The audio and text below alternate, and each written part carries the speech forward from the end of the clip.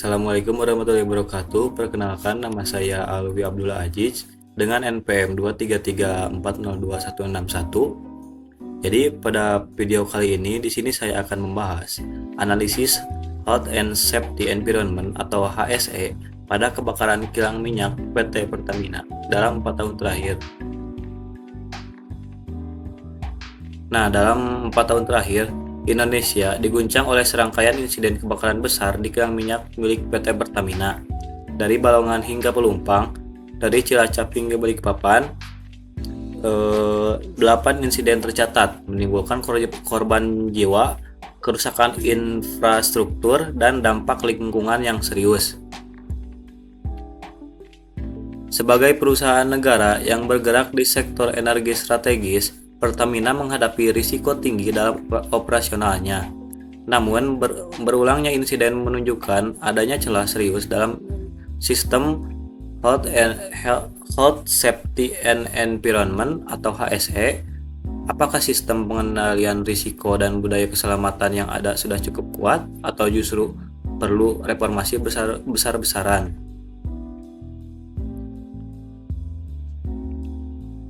Nah, di sini mari kita simak beberapa kasus utama. Pada tanggal 25 Mei 2024 di Balikpapan, kebakaran di Crude Distillation Unit 6 untungnya tidak menimbulkan korban jiwa. Pada tanggal 3 Maret 2023 di Pelumpang, Jakarta, kebakaran menewaskan 17 orang, melukai 50 lainnya, dan merembet ke permukiman. Dan di tanggal 29 Maret 2021 di daerah Balongan terjadi ledakan akibat kebocoran gas menyebabkan 1 kematian dan 14 luka-luka. Dan yang terakhir, pada tanggal 11 Juni 2021 daerah Cilacap terjadi tangki benzena terbakar, nyaris menimbulkan ledakan besar. Nah, di sini dampaknya bukan hanya nyawa dan kerugian ekonomi, tapi juga kepercayaan publik yang terguncang. Nah, di sini kita memasuki pada identifikasi bahaya. Jadi, bahaya yang harus diantisipasi oleh PT Pertamina yaitu seperti bahan mudah terbakar, kebocoran dan tumpahan, ledakan akibat tekanan tinggi atau api terbuka, kegagalan sistem kelistrikan dan peralatan, human error dalam pengoperasian alat dan prosedur. Nah, di sini bahaya yang sering terjadi adalah human error. Jadi, tanpa sistem pengendalian yang matang, risiko-risiko ini bisa berubah menjadi bencana besar. Nah, di sini ada tata cara pengendalian bahaya, yaitu pengendalian bahaya secara berlapis atau hierarki pengendalian itu terbagi menjadi 5 bagian. Dan yang paling dasar adalah eliminasi, yaitu menghapus sumber bahaya sejak awal. Yang kedua, substitusi, mengganti bahan berbahaya dengan alternatif yang lebih aman. Yang ketiga, ada rekayasa teknik menggunakan sensor gas, sistem pemadam otomatis, dan ventilasi. Dan yang keempat, ada pengendalian administratif, SOP ketat, pelatihan berkala, audit rutin. Dan untuk yang terakhir ada APD atau alat pelindung diri, yaitu peralatan pelindung diri seperti helm, baju tahan api, dan respirator.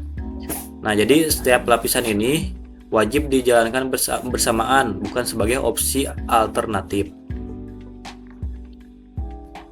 Selain dalam tata cara pengendalian bahaya, di sini kita harus mengikuti standar operasional HSE, yaitu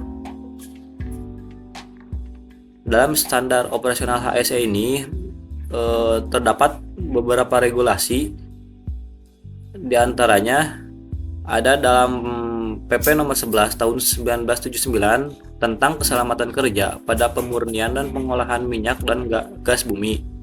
Dan yang kedua ada pada KEP nomor 248 yaitu standar teknis, administratif, dan perilaku kerja aman di industri migas.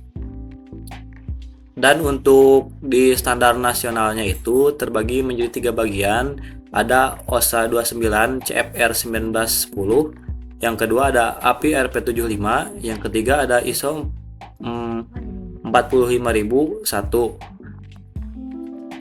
Di sini kewajiban perusahaan yaitu harus menyediakan sistem manajemen K3 yang efektif dan melakukan audit rutin.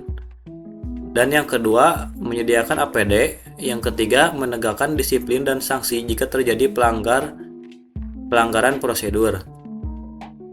Nah, selain kewajiban perusahaan, di sini pekerja juga harus memenuhi kewajiban dari perusahaan, yaitu mematuhi semua prosedur keselamatan dan melaporkan kondisi tidak aman dan berpartisipasi aktif dalam pelatihan serta simulasi darurat.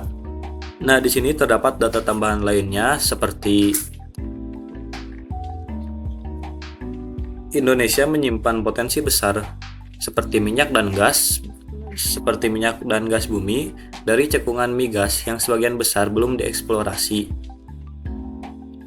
Namun, potensi itu harus dibarengi dengan perlindungan maksimal terhadap manusia dan lingkungan. Penerapan sistem HSE yang ketat, kolaboratif, dan berkelanjutan adalah satu-satunya jalan menuju industri migas yang aman dan berdaya saing. Nah, sampai sudah pembahasan pada video kali ini.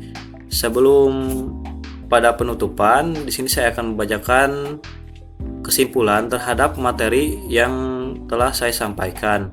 Jadi, dalam penerapan sistem health and safety environment ini harus terintegrasi dan berkelanjutan, karena kunci utama untuk mencegah dan meminimalkan risiko kebakaran serta insiden berbahaya lainnya di kilang minyak Pertamina itu kita harus berkolaborasi antara perusahaan, pekerja, dan pengawasan pemerintah sangat dibutuhkan untuk menciptakan lingkungan kerja yang aman, sehat, dan ramah lingkungan. Sekian pembahasan pada video kali ini. Mohon maaf apabila ada kesalahan. Assalamualaikum warahmatullahi wabarakatuh.